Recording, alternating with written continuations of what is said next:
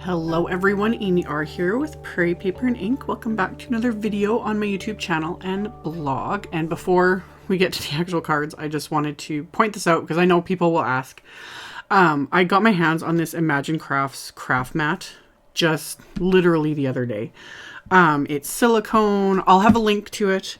Yeah, it caught my eye and I thought this might work to put on top of my glass mat, which I just showed. I've said I love my glass mat, my Tim Holtz glass mat. I'll link to that as well. It's amazing. I'm struggling with filming with it in my little new office space. The light is super reflective over it.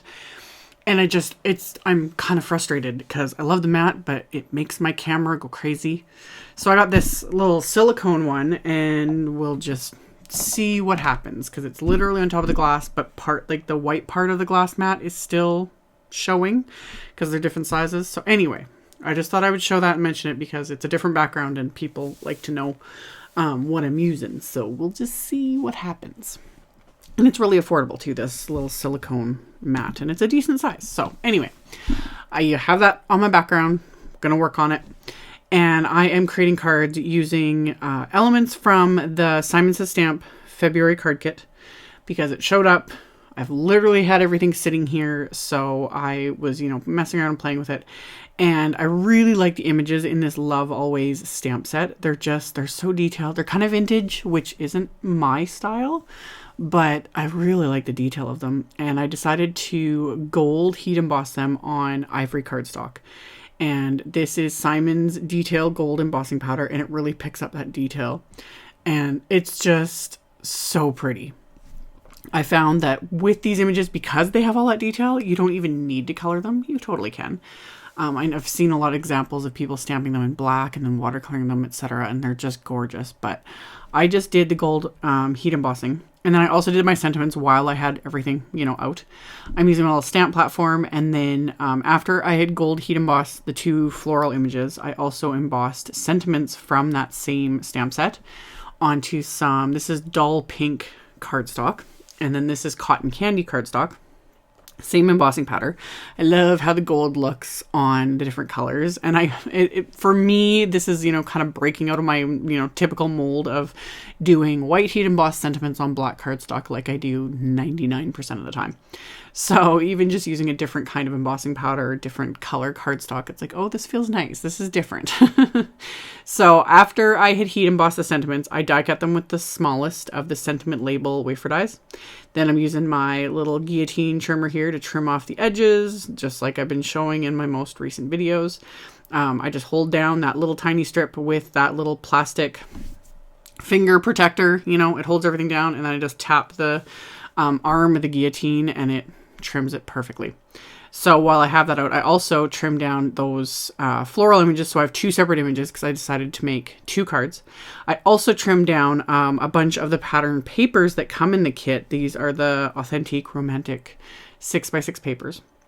And I was really struggling, pairing up these papers and the images. Things weren't working. And then I remembered this used to be kind of it was like a scrapbooker's, little trick that I had picked up eons ago, back when pattern paper really was the rage, and I was hoarding it even more than I do now. Anyway, what I'm doing is I'm just edging the edges of the paper with a black ink pad. I'm just using a Distress black soot ink pad. Honestly, it doesn't matter what you use, and it's subtle. You barely see it. You could, if you want to emphasize it more, you could rub the ink pad a little bit more onto the paper. You could also use a little sponge dauber, which I was originally going to use, but I kept it kind of simple, and you just edge that little bit of the paper. It just coats that white edge with the ink, and it's hard to explain, but when you actually, pair up a couple of cut pieces of pattern paper with the inked edges and without, there is just a tiny little bit of a difference. So after I'd edged all those pattern papers and the ivory cardstock with that black ink, I just started adhering everything together. I kept the layouts for both cards the same, kind of just keeping things a little more simple, a little more doable.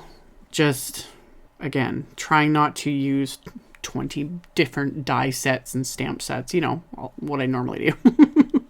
So I adhered everything together with craft tacky glue. And I used different pattern papers for each card because I just thought it would be fun to kind of showcase some of the different patterns. And then before I adhered anything, I wanted to finish the insides of the cards. And so I used 2 of the larger scripty sentiments in the Love Always set. And I have ivory cardstock as my card base.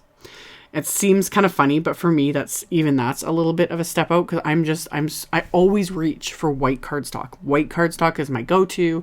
I use that as my card bases most of the time. You know, sometimes I'll use color cardstock, but usually it's white.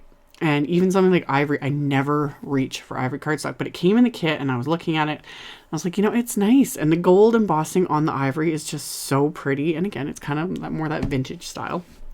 So I stamped the sentiments with the clear embossing ink and I'm heat embossing them with that same gold embossing powder. And it just, I love gold. There's something, again, it kind of appeals to my little bit of magpie tendencies. So I did different sentiments for each card for the outside and the inside. So stamped both those sentiments, covered them with the detailed gold embossed powder, melted that with my heat tool, funneled that embossed powder back in the container, and I reuse my coffee filters. I'll just tap, if there's any excess, I'll tap it out. I'll reuse. I've been working on the same pack of coffee filters for years and years. So once I got all of the inside sentiments done, the outer card fronts were all adhered. I'm going to adhere these pattern paper card fronts to the card bases, and I purposely had trimmed them down to be slightly smaller than the card bases just to give it that little extra something. So I'm just going to kind of center those onto my card fronts. And both these cards are standard A2 sized top folding cards, so 4 1/4 by 5 1/2. So I adhered the pattern paper card fronts. I didn't adhere the little sentiment strips. I'm going to do that at the end. While I was doing this, I was like, what can I add? And of course I'm thinking like bling, sequins, jewels, all the things. And then I was like, oh, you know what I haven't done in so long is some gold splatter. So I pulled out my little Gansai Tambi Starry colors, went digging through my bin of all my metallic and shimmery and sparkly watercolors. And then I was like, I nearly got lost in there and was reminded of how much fun stuff I've got. So I just pulled these out and I'd already added water before showing this on camera. So I added water to the 2 I wanted to use and it sat for a couple of minutes just because these, you need to work them up. Which you pretty much have to do with most metallic watercolors. You need to add some water, mix them up really, really well to get that shimmer mixed, to get that pigment mixed. So I did that with the 2 middle ones, and then I kind of mixed them together to get the shade of gold that I wanted. And I'm just mixing them together on one of my little acrylic stamping blocks. I pull out my splat box just so I don't get splatter all over everything. And then I'm going to splatter this gold paint onto both of these card fronts. And with both of these, I'm going to let them completely dry, which doesn't take very long. Even with splatter, these dry pretty quickly. So I just want to make sure they're dry because after I added the gold splatter, I also wanted to add some black splatter. Just with that, black edging on the edges of the cardstock and a little bit of black cardstock I added as well. I thought it would just kind of tie everything together nicely. So for the black splatter, I'm using my Distress paint in Black Soot.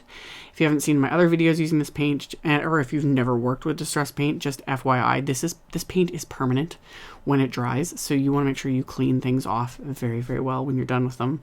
It's also why I use the splat box. I clean off my brush immediately afterwards because I'm very aware that, I could get this where I don't want it and it's not going to come off. So again, let it completely dry so I didn't smear it. And then both those little sentiment strips, I'm just adhering with I just put Doris foam strips behind them. And then I'm going to pop those onto my card fronts. And that's going to finish off these cards. So just really quick and simple and fun and shiny, which I love. And as always, I'll have a link below the video to my blog post. I'll have a supply list with links to everything. So you can check that out below if you're interested. Thank you all so much for watching and subscribing and thumbs upping and commenting on my videos. I really appreciate it. And I'll see you all very soon in the next one. Bye.